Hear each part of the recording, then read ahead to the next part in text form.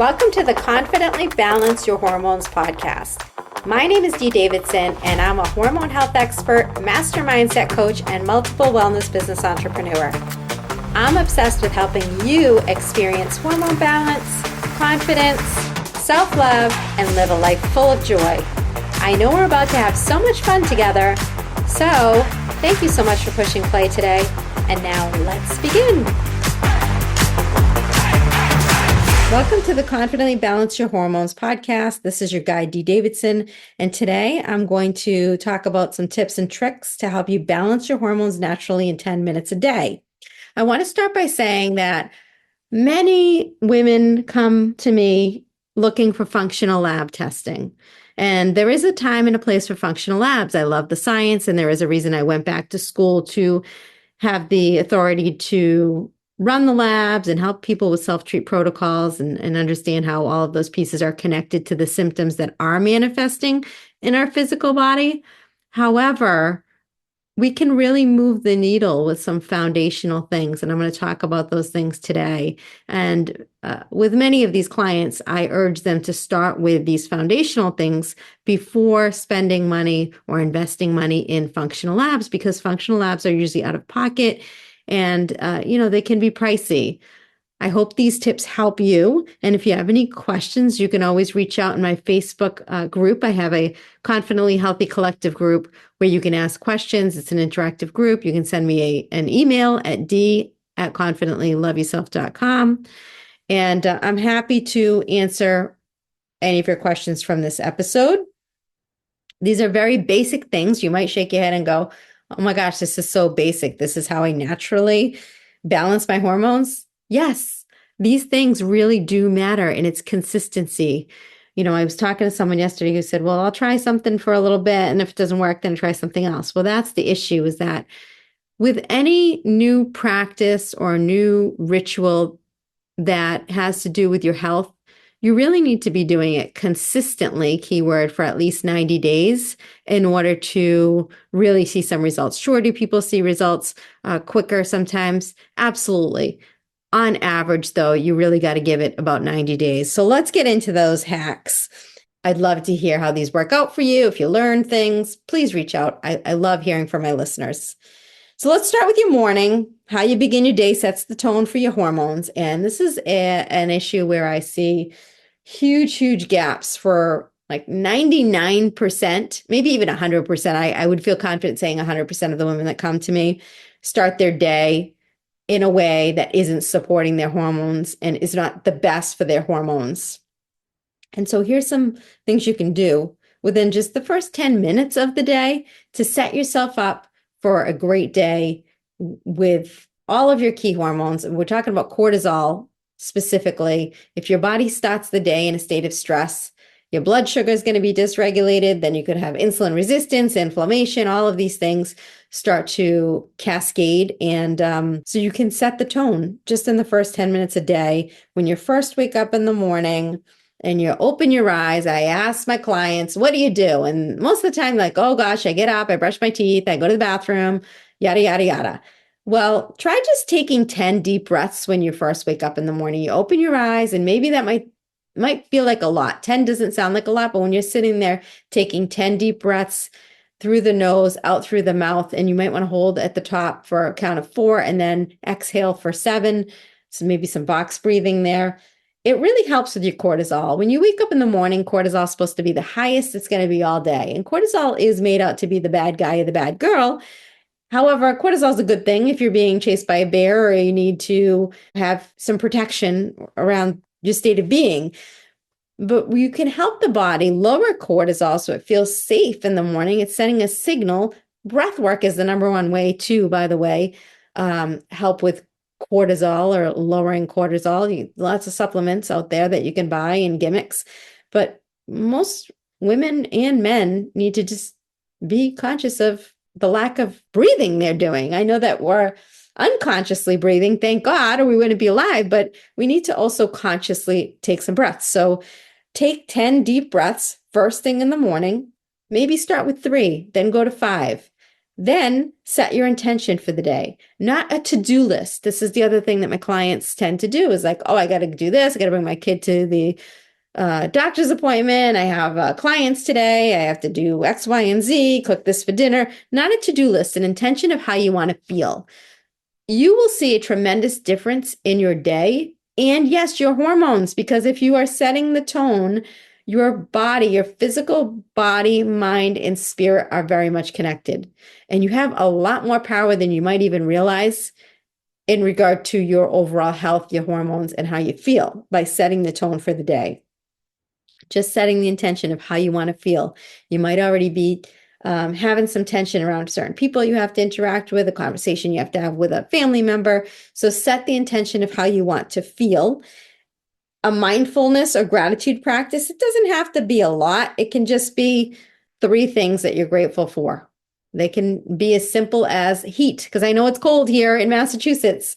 Today, I'm really thankful for some really warm socks and heat. Doesn't matter, but 3 things you're grateful for, or 3 wins for the day from the previous day, or things you're looking forward to. Anything happy, because what? Happy thoughts create happy hormones. And that's what we're trying to do is make your hormones harmonious and happy and balanced. So again, work up to 10 deep breaths when you first wake up.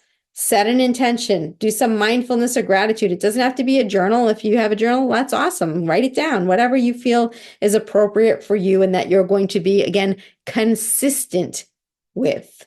And then the third thing you can do is hydrate. Did you know that dehydration stresses your body and we wake up usually dehydrated? That's why, pee, might be a little yellow in the morning. Your urine might be a little yellow in the morning and you've lost some minerals as well. Your body might have been working on detoxing and doing the things that it's doing that you don't realize, cellular repair and all of that good stuff while you're sleeping. So make sure you have 2 room temperature glasses of water. If you like lemon, there's a lot of studies that show that lemon help with the pH and detoxing. I have a video on my YouTube channel about daily cleansing practices. I'll drop that in the show notes. If you want to go over to YouTube, make sure you hit follow on that. And you can see some of the things that you can also do to support detox in the morning. But hydrating first thing in the morning and making sure that it is room temperature, not freezing cold. You might like cold water, but it's nice to have a warm cup of water or room temperature. You can leave it out by your bedstand as a visual cue to remember, or on the counter by your coffee maker. Well, let's talk about coffee. That's another thing. Make sure you're not having coffee on an empty stomach or coffee first thing in the morning without food. And you should really wait about an hour for your cortisol to come down, because caffeine or coffee has been known to spike cortisol, which also goes hand in hand with blood sugar dysregulation. So having that water and then waiting an hour and having coffee with food tends to help with hormone balance, especially cortisol. And I remember when I started to add some of these things to my morning routine, and am I perfect? No, there are days that, I'm dragging out of bed, especially again, winter is just not my favorite time of year. It's cold, it's cozy in my bed, it's dark out, all of those things. I keep convincing myself that I'm going to start working out at 5 a.m. I don't think that's ever going to really happen. As soon as today, I was telling myself that. But, when I added these things to my routine and started to become consistent, then I felt different and my energy was a little more steady. I was less reactive to stress. I was in a better mood. And again, it's about creating a new identity that this is part of you, who you are. At first, it's like a chore, right? Then you start to make it part of your lifestyle. Then it just is who you are. So that's one thing. Breakfast for hormone balance, again, very important. Take your time chewing your food so it's not a stressor on your body. Make sure that you have a high protein breakfast. That is really important because it sets the tone for blood sugar for the rest of the day. So making sure you have 25 to 30 grams of protein and healthy fat in there, or some, avocado or nuts. Those are some great healthy fats, or seeds, things like that can be really helpful for preventing blood sugar spikes, which can wreak havoc on hormones. When I am on these podcasts or write articles, I'm asked over and over again, what's the number one thing you can do to balance your hormones? And I'm going to tell you, it's balance your blood sugar, because blood sugar and hormones go hand in hand. And also, I'm going to just throw in there that for those of you who run on stress, or maybe stress is just what you've always known, that is something that spikes cortisol and dysregulates your blood sugar. A lot of people don't realize that financial stress, work stress, overworking, jam packing without breaks in the day, eating and working through lunch and not giving yourself 5 seconds to breathe. When you are in that state of fight or flight all the time, that dysregulates your blood sugar, trickling to hormone imbalance. So make sure you're eating protein in the morning, that you're eating 25 to 30 grams each meal, and that you're not going long periods of time skipping breakfast or skipping meals, because that again will dysregulate blood sugar. And what does that do? It creates hormone imbalance. Stress reduction. Speaking of stress, so many women are like, well, I can't do anything. I have to get my kids to 15 activities, and my husband wants dinner made, and my job's demanding, and I have to go to the gym after work, or I'm going. Like, you just don't give yourself a minute, and your body is showing that through hormone imbalance and the state of disease. Or maybe you don't have a diagnosis yet, but you're not feeling well, and you're like, something's going on, and you think it's just because you've entered your 40s or menopause. Well, kind of, because your body is changing. That's a real thing. And it's saying you can't run this way anymore. You can't do this anymore. And the more that you do it, the worse you're going to feel. So stress is really, really important, especially chronic stress, because it's a major disruptor of hormones like cortisol, estrogen, progesterone. But the good news is that, again, breath work. Yes, I know. Just taking some deep breaths is the best way to reset. So 5 minutes of breath work, whether it's the, inhale for 4 counts, hold for 4 counts, exhale for 4 counts, or grounding exercises, planting your feet firmly on the ground, closing your eyes, and just doing some breathing and really centering yourself. Going outside if you're somewhere where it's warm enough, and grounding or earthing, getting your feet planted on the ground, and being aware of the sensations around you, the birds, the trees, all of that stuff, and just being really present. That can certainly help. Laying on the floor and just putting your legs up a wall is one of my favorite for 5 or 10 minutes, or put your legs up against the counter or the couch. Those are all really, really great things, but focus on releasing stress daily. Even on the days you don't feel stressed, we all endure stress on a daily basis. So make sure you're checking in and taking some breaths. An easy place to incorporate that is right before each meal, so that you can get out of fight or flight if you are on work calls or running the kids around or whatever you're doing and involved in. You can send a signal to your nervous system that, hey, I'm paying attention. I know that we're about to do something really important. Eat food, which is meant to create energy and healing.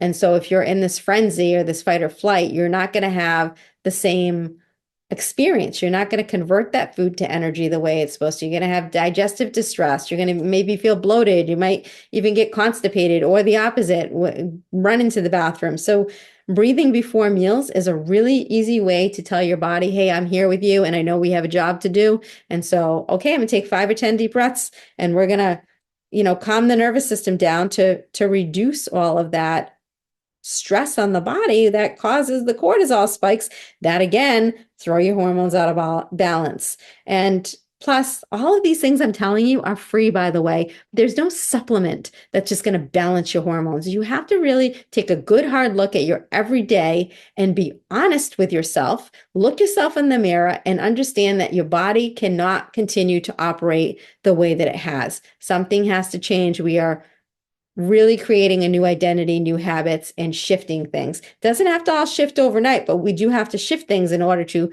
balance your hormones. Number 4 is your evening routine. So we talked about morning.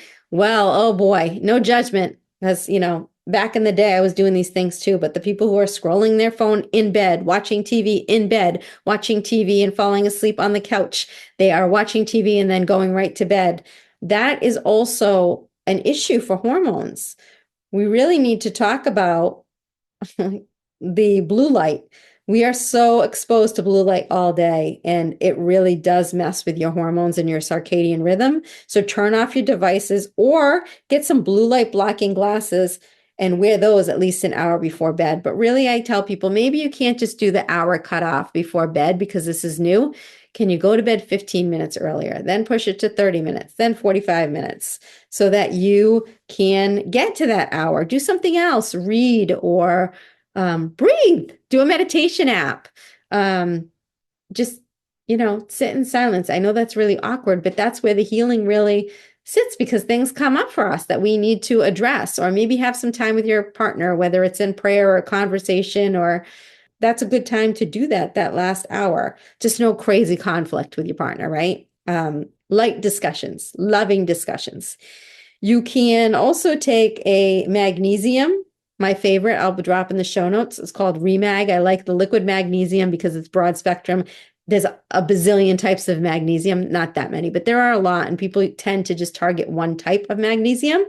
And different types of magnesium support different processes in the body. Some are for sleep, some are for your nervous system, some are for bowel movements. So this Remag supports all different types of functions, and it's bioavailable. When you have a liquid supplement, it's going to be absorbed by the body and the cells a lot better than something you take in a capsule that you have to digest. You only get a certain amount of the benefits from that. So taking magnesium can really help with your hormones, rest and relax at night, or a tea, like an herbal tea for sleep. Chamomile is a great one. Really, really, great teas out there. Make sure they're organic, because tea leaves tend to have a lot of pesticides if they're not organic, and look for good quality one. Again, if you're wondering, you can reach out in the group, Confidently Healthy Collective on Facebook, or even my Instagram page. You can send me a note, confidently_love_yourself, for some tea recommendations, or if you have questions. You can journal, again, read at nighttime, light reading, nothing that's too crazy or going to really activate the brain. We want to be downgrading, right, your mind activity, not escalating it or stimulating it. And the journaling, again, you could write down 3 wins from the day. I started doing with my sons after reading the book, The Gap and the Gain. One of my sons, who's 12, every night he's doing it now, which I love, without me prompting it. 3 wins for today, and 3 wins you're going to look forward to getting tomorrow. It could be that. It could be gratitude. It could be just journaling to dump out emotions that you have. But those are some good light things. Take a bath, take a nice warm shower, Epsom salts, things like that, and then go to bed. And here's a little fun fact for your melatonin production, which governs your sleep cycle, and it's directly tied to your hormone health. Prioritizing better sleep has a domino effect on your hormones. And by the way, going back to the morning, get outside and look at the sun without sunglasses on. Through your pineal gland, you will actually be able to produce melatonin, a free hormone that will help with gut health, hormone health, and sleep. So to recap, those are some small steps that you can take to balance your hormones in just 10 minutes a day. I know it sounds like a lot, and you can't start with all of them. If you do, they're just not sustainable. So pick 1 or 2 and then add another 2. But, hydrating and moving in the morning, if you get out for a walk the first hour, I know it's cold some places, but you can bundle up too if you are cold, even if it's 5 minutes outside, stretching on a mat. All of that's really, really great. Eating a blood sugar friendly breakfast and maintaining your protein throughout the day, not skipping meals. Practice some of the stress reduction techniques, and writing down intention for the day, reducing blue light, and really settling down that last hour. These things can have a tremendous, I'm telling you, impact on your hormone balance, which equals less inflammation, better moods. If you're having painful periods, if you're having mood swings, low libido. I know it sounds so crazy, but these things really do matter. So start with 1 or 2 of these tips, and I'd love to hear how your energy, your mood, and your overall health begins to improve. And if you love this episode, make sure that you share it with a loved one. Thank you for listening to today's episode of Confidently Balancing Your Hormones. If you enjoyed today's episode, I'd love you to share it with a friend and also hit follow at the top of this podcast. If you have a couple of minutes and you can leave a quick review, it will help other women in need find this podcast. You can find me on Instagram at confidently_love_yourself. I would love to stay connected and hear from you.